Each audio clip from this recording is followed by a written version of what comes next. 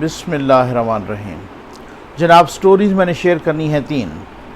पहली स्टोरी जहांगीर तरीन ग्रुप के नज़ीर चौहान साहब से मुतल्लिक एक फिर नया इंकशाफ सामने आया है, वो बड़ा दिलचस्प है, वो डिस्कस करना है क्या है। और दूसरी और मेन स्टोरी यही है कि भाई ये बहुत ही तहलका खेज स्टोरी है, बहुत ही चशमकुशा किस्म की स्टोरी है कि तालिबान के हत्थे इतना असलहा, इतना फ़ौजी साजो सामान, इतना कुछ लगा। बहुत ही अथेंटिक ज़राए बता रहे हैं, आप सुन के आपके रोंगटे खड़े हो जाएंगे, ये है क्या। और उसके बाद जनाब एक और छोटी सी स्टोरी है कि ये जो आप सुनते हैं अमरीकी कैद खाना, बदनाम ज़माना कैद खाना गुआंतानामो बे, ये क्यूबा में है। ये क्यूबा में क्यों है, अमेरिका में क्यों नहीं, इस पे बात करेंगे। आज जनाब नज़ीर चौहान साहब जिनका ताल्लुक जहांगीर तरीन ग्रुप से था और फिर उसके बाद उन पे केस बना, वो सबको पता है, उसमें मैं मज़ीद टाइम वेस्ट नहीं करना चाहता। और फिर उसके बाद जनाब उन पे केस बना और केस के बाद फिर उन्होंने एक ही दिन में हथियार डाल के गिट्टे गोडे पकड़ लिए और माफ़ी मांग ली। अब ये इंकशाफ हुआ है कि जनाब जहांगीर तरीन ग्रुप के उन नज़ीर चौहान साहब ने शहजाद अकबर साहब से गवर्नर हाउस पंजाब में पैर पकड़ के माफ़ी मांगी है। उनके पाँव पड़ गए थे कि जी आप बस मेरे सर पे हाथ रख लें और मुझे माफ़ कर दें, ठीक है। फिर उसके बाद उन्होंने वज़ीर आज़म साहब से भी मुलाकात की और कहा कि जनाब और लोग भी बस आने वाले हैं जहांगीर तरीन ग्रुप को। वैसे जहांगीर तरीन ग्रुप से भी मुझे यही याद आता है कि भाई बंदा इसी तरीके से अगर मफाहमत के बाद अपना मज़ाहमत के बाद मफाहमत पे आए ना, तो हशर यही होता है जो जहांगीर तरीन ग्रुप का हुआ है, ठीक है ना। और बात ये है, इससे नतीजा यही ख़ास करूँगा, फिर मैं अगली स्टोरी पे जाता हूँ। इतना आसान काम नहीं होता, इतना आसान काम नहीं है जनाब आप लहरों के अगेंस्ट जाएं। लहरों के अगेंस्ट जाना हर किसी के बस में नहीं होता। 72 घंटे में लोगों को यहाँ पे इस तरीके से कैसे यू टर्न देते हैं, 72 घंटे में कैसे पैर पकड़ते हैं, वो बन जाए ना तो फिर उसके बाद क्या होता है। यही नज़ीर चौहान साहब थे ना जो कहते थे जनाब मेरे पास सबूत हैं और मैं सबूत पेश करना चाहता हूँ और वो सबूत मैं वज़ीर आज़म को दूंगा। ये इनके ऑडियो नहीं वीडियो बयानात मौजूद पड़े हैं कि ये मेरे पास सबूत हैं कि ये शहजाद अकबर साहब जो हैं ये कादियानी हैं, ये यही कहते थे ना। और फिर उसके बाद उनके सबूत किधर चाहिए, या तो ना हो सबूत तो किसी पे इस तरह से इल्ज़ाम लगाना नहीं चाहिए ना।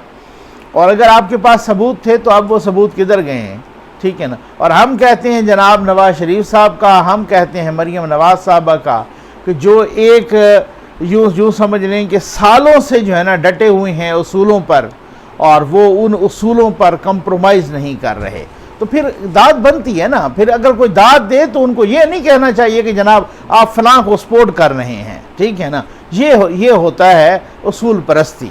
अच्छा, वो जहांगीर तरीन साहब का जो ग्रुप है, मैं वही आम तौर पे यही वो है ना भाई, या तो आपने मज़ाहमत की ना होती, या मज़ाहमत की थी तो फिर मफाहमत ना की होती। ये वही बात है ना, पंजाबी में नहीं कहते कि वैसे मुझे जो है ना तसीह कीजिएगा अगर मैं गलत कहूँ कि भाई नानी खसम कीता बुरा कीता करके छाड़ देता और भी बुरा कीता है इसी तरह कहते हैं ना।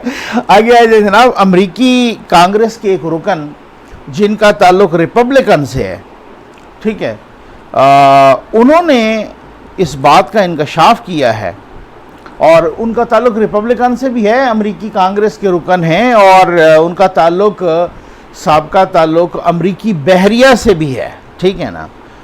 ये बड़े होशरुबा इंकशाफात हैं। और फिर उनके इंकशाफात को बरतानिया का जरीदा है इंडिपेंडेंट, आपको मालूम है, बहुत ही बड़ा जरीदा है, बहुत ही यानी इंडिपेंडेंट एक बहुत बड़ा नाम है, उसने भी ऐसे ही इंकशाफात किए हैं। और एक तरह से इस अमरीकी रिपब्लिकन रुकन को, कांग्रेस के रुकन के इल्ज़ामात आप कह लें या इंकशाफात कह लें, उनको जनाब तक़वियत बख्शी है, ठीक है ना, उनको एंडोर्स किया है। क्या कहते हैं ये साहब, ये कहते हैं 85 अरब डॉलर मालियत का फ़ौजी साजो सामान तालिबान के हथे चढ़ा है। ये मेरा ख्याल है आपने सुन के ना ऐसे ही बहुत सारे मेरे भाइयों ने बहनों ने इस तरीके से गुजार दिया, ये ऐसा नहीं है, ठीक है ना। 85 अरब डॉलर का फ़ौजी साजो सामान, इसमें बहुत सारी चीज़ें या मैं तफसील बताने लगा हूँ। ये तो कहीं कोई 141 खरब बनते हैं राउंड अबाउट पाकिस्तानी, ऐसे ही है ना, ठीक है ना, 140 खरब से ज़्यादा। तो आप अंदाज़ा कर लीजिए ज़रा, 140 खरब से ज़्यादा असला, गाड़ियाँ, फ़ौजी साजो सामान, ये अमेरिका के जाने के बाद तालिबान के हथे चढ़ा है। तजिया मैं इस पर करता हूँ, पहले होश रुबा ज़रा फिगर्स तो सुने। वो कहते हैं जनाब 75,000 गाड़ियाँ हैं जो कि अमरीकी छोड़ आए, तालिबान के कंट्रोल में आ गई। ये मेरा ख्याल है हर एक तालिबान की टोटल जो तादाद है ना वो 75,000 से 1 लाख जो आम तौर पे बताई गई। तो फिर इसका मतलब है कि हर तालिबान के हिस्से में एक गाड़ी तो आ गई ना, ठीक है ना, हर तालिब के हिस्से में। 200 हवाई जहाज़ और हेलीकॉप्टर हैं, 200 हवाई जहाज़ और हेलीकॉप्टर, 6 लाख छोटे और हल्के हथियार हैं। तालिबान के पास अब दुनिया के, अब ये सुनिएगा ज़रा, कि तालिबान के पास अब दुनिया के 85% ममालिक से ज़्यादा ब्लैक हॉक हेलीकॉप्टर मौजूद हैं। यानी तालिबान के पास दुनिया के 85% ममालिक से ज़्यादा हेलीकॉप्टर मौजूद हैं, ठीक है।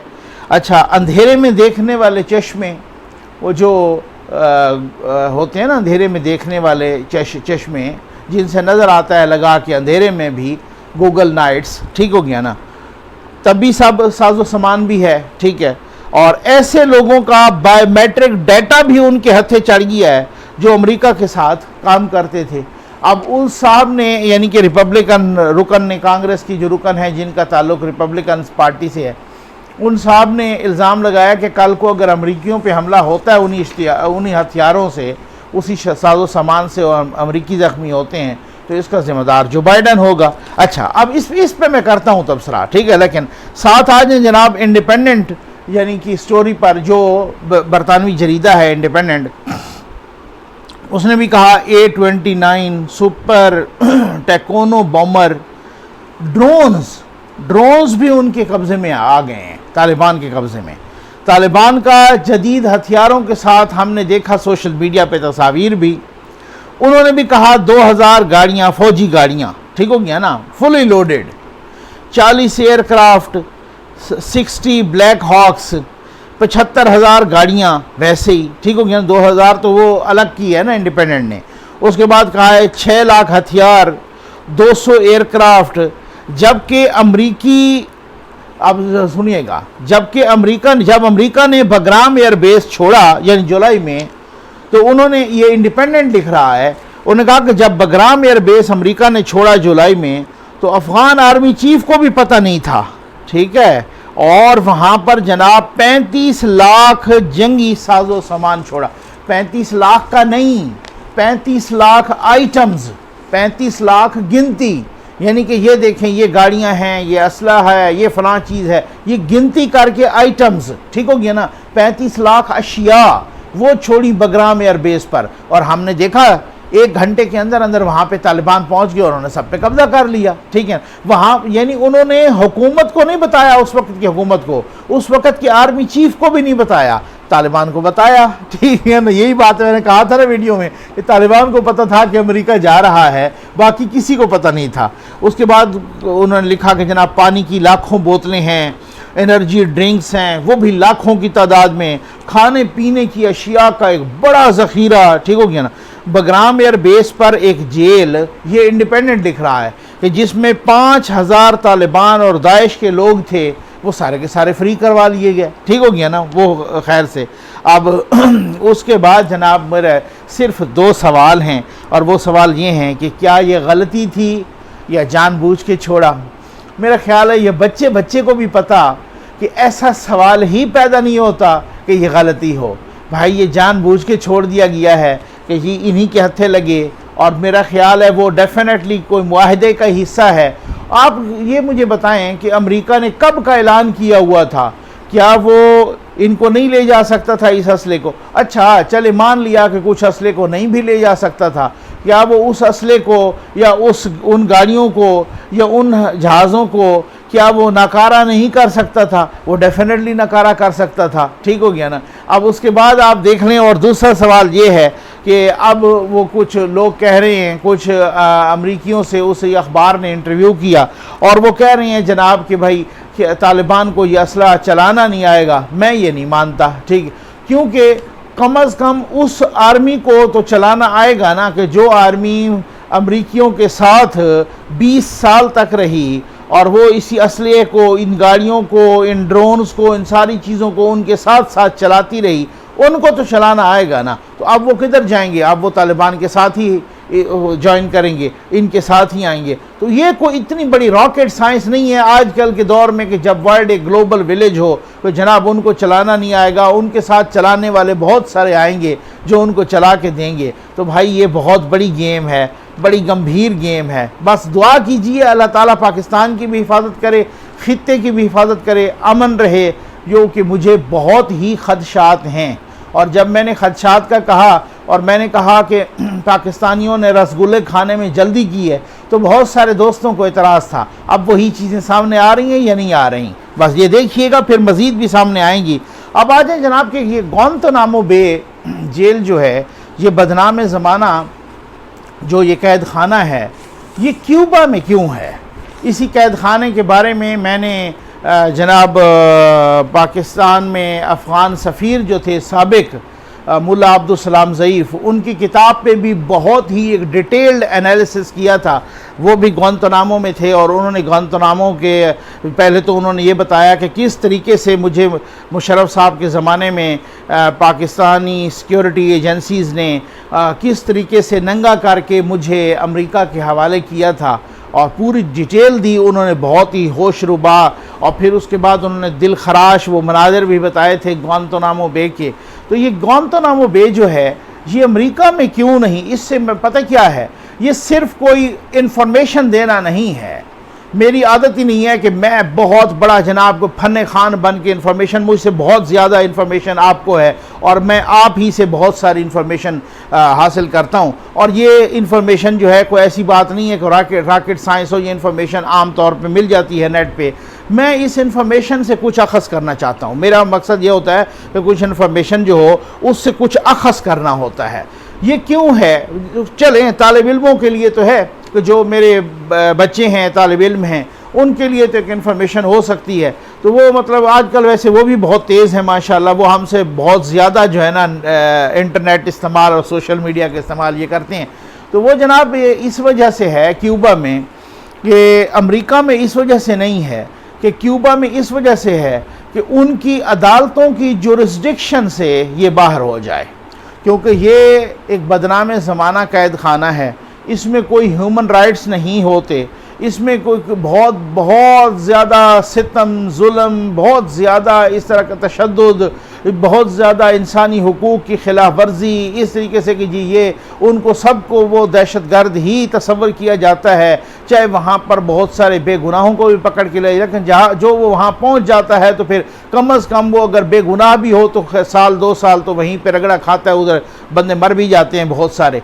तो खैर, तो इस वजह से कि ये अमेरिका की अदालतों की जुरिस्डिक्शन से, उनके दायरे अख्तियार से बाहर हो, इस वजह से उसको क्यूबा में बनाया गया।